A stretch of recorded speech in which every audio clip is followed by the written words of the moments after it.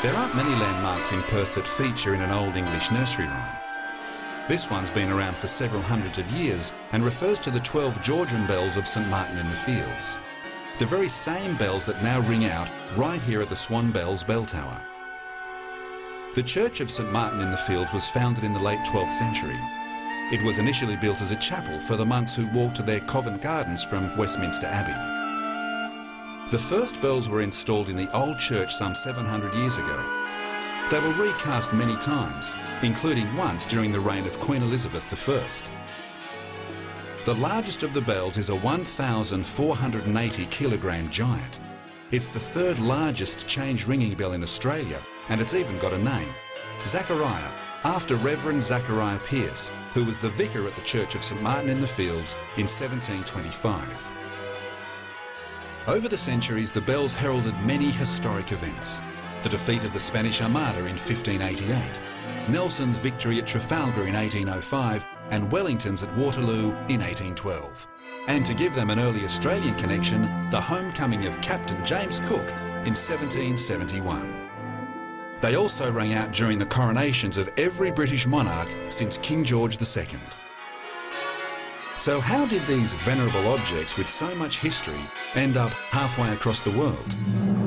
It's a story that begins back in 1986 with an Australian and New Zealand Association of Bell Ringers project, part of which was to acquire a major peal of bells for the University of Western Australia.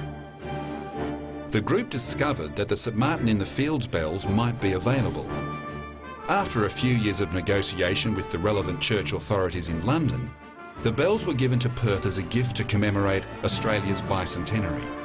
They were cleaned, retuned, refitted, and along with 5 new bells, found their way to Western Australia on the 13th of April 1988.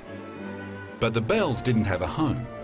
It took 10 years before ground was broken for the redevelopment of Barrack Square and the construction of a bell tower. With the casting of an additional treble bell to mark the new millennium in 1999, the 18-bell peal finally had a permanent home when the Swan Bells bell tower was officially opened on the 10th of December 2000. The bell tower was designed by local architects Hames Sharley. Given that boat building used to be a major activity at the Barrack Street location, it is no surprise that the architects gave the bell tower a noticeable nautical theme. Its copper sails reflect Western Australia's link with the water and the mining industry. The striking 82.2 metre high glass spire climbs the city's skyline and at night turns into a colourful beacon. The bells themselves are housed in the sail part of the tower at a height of 16.5 metres.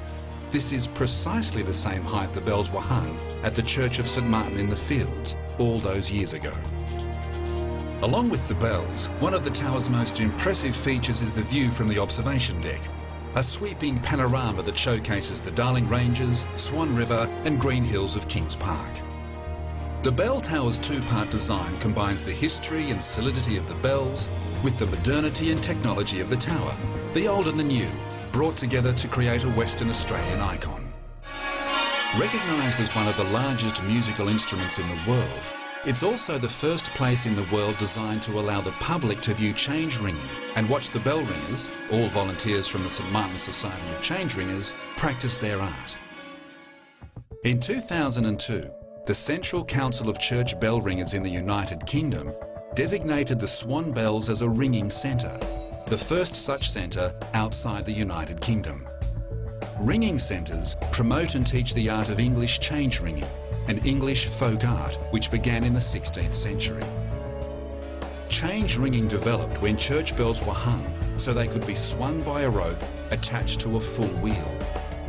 This gave ringers complete control over their bell and allowed sets of bells to be rung in a continuously changing pattern. Music is created by changing the order in which the bells are rung to a defined sequence of changes, known as a method. The 18 Swan Bells are rung full circle, each by one ringer.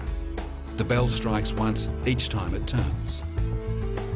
The art of ringing takes just as much skill and training as it does to learn any musical instrument. Students are taught change ringing at the Swan Bells. Once proficient, they can use their skills on the bells during scheduled ringing times. In the past, one of the more common uses for bells was to mark passing of time.